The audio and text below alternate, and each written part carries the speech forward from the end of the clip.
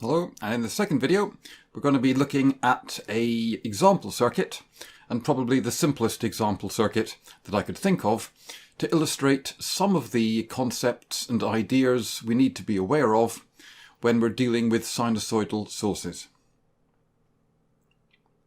This is the circuit we'll be considering. A sinusoidally varying voltage source here, feeding a capacitor through a resistor. And as we noted in the last talk, the voltage across the capacitor, in this case, can be given by this expression. V0 is the zero to peak amplitude of the sinusoidal source. R and C the values of the resistor and capacitors. Omega the angular frequency of the sinusoidal source. And as before, I'm not going to derive that formula, because there's a much easier way to derive it using a technique that we haven't covered yet. I will leave it until then. You can see the behavior of this circuit if we build it in the simulator, and it looks like this. I'm in AC simulation mode here, so you can see that the voltage across the voltage source, that's being measured by the blue voltmeter, on this graph here, is sinusoidally varying with a zero to peak amplitude of 1. The output voltage across the capacitor is indicated by the purple trace on the plot, and you'll note that it has a different amplitude. It's lower in amplitude than the source, and it also has a different phase. It has its maximum value after the source reaches its maximum value. The plot over here shows the amplitude and the phase of the readings on the voltmeters on an Argand diagram. If you animate the currents, you can see that what's happening is that current starts going one way, putting charge onto the capacitor, raising the voltage on the capacitor, and then after a while the current in the circuit reverses direction and goes backwards, and then reverses, and so on. And just as we've noted before, if all of your sources in your circuit are sinusoidally varying at the same frequency, then all of the voltages and all of the currents in the circuit will be sinusoidally varying at that same frequency as well, although they may have a different phase. And in this case, they do have different phases.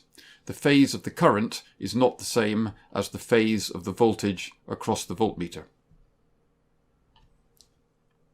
I want to look in particular at three special cases in this video. The first one I've called slow sine waves. Now, slow sine waves are waves with a period which is much longer than the time constant of this circuit. You remember the time constant from the previous videos about charging capacitors through resistors.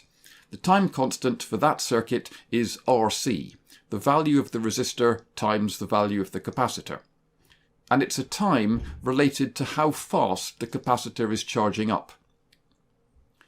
Well, if the time constant is much shorter than the period of the sine wave, that suggests the capacitor is charging up very quickly relative to the rate at which the source is changing.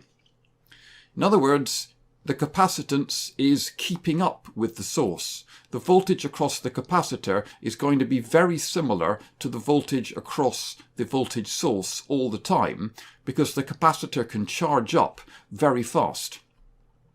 It's the case where the resistor is very small, so a lot of current can flow, or the capacitance is very small, so that it doesn't take much charge to get the capacitor up to the value of the voltage. And in this case, we get a result like this, where the value of the voltage across the capacitor is very close to the input sine wave. We could approximate this in the case where omega is much less than 1 over RC. That would imply that omega times RC is much less than 1. So we can neglect this term with respect to the 1 and just end up with VC is approximately V0 divided by, well, the square root of 1 is just 1. So V0 divided by 1 is just V0. times sine of omega t minus, well, if omega is much smaller than 1 over RC, then omega times RC will be much smaller than 1. The inverse tangent of something which is close to 0 is itself close to 0, so that would just give us sine of omega t minus something very small, close to 0. It's going to be approximately equal to that. The output will be equal to the input. So it will have the same amplitude and it will be in the same phase. Now, consider the opposite case, the case of very fast sine waves.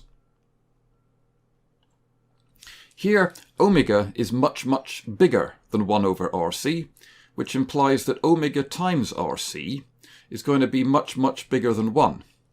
So here, we can afford to neglect the 1 in this expression here, and end up with V0 over omega RC. We've neglected the 1, square root of omega squared R squared C squared is just omega RC. And then we have sine of omega t minus the inverse tangent of something that's very large. Well, the inverse tangent of a very large number is approximately 90 degrees. So this would give us sine of omega t minus about 90 degrees worth of phase. And this is the result that we'd get here. The voltage across the capacitor is now much smaller than the voltage from the voltage source, and its phase is 90 degrees away. It reaches its maximum 1/4 of a period after the sinusoidal source reaches its maximum. You can think of what's happening also in terms of the current flowing and charging up the capacitor. Since the voltage across the capacitor is so small, the current is going to be charging the capacitor for almost the whole time that the output of the voltage source is positive. So for all of this time here, where the output of the voltage source is positive, the capacitor will be charging up, and therefore its voltage will be increasing. And for all of the time that the output from the voltage source is negative, the current is going to be flowing in the other direction, the capacitor will be discharging, and its voltage will be going down. And the result is a capacitor voltage which is almost 90 degrees out of phase with the voltage source. There's one final case that it's worth thinking about, and that is, for reasons that will become clear later, known as either the break frequency or the corner frequency. And that is the case where omega is equal to 1 over RC. In this case, we would have omega times RC equal to 1. So we would have Vc of t equals V0 divided by, will be the square root of 1 plus 1 squared, which is the square root of 2, times sine of omega t minus the inverse tangent of 1 is 45 degrees. So this is sort of halfway in between those two extreme limiting cases.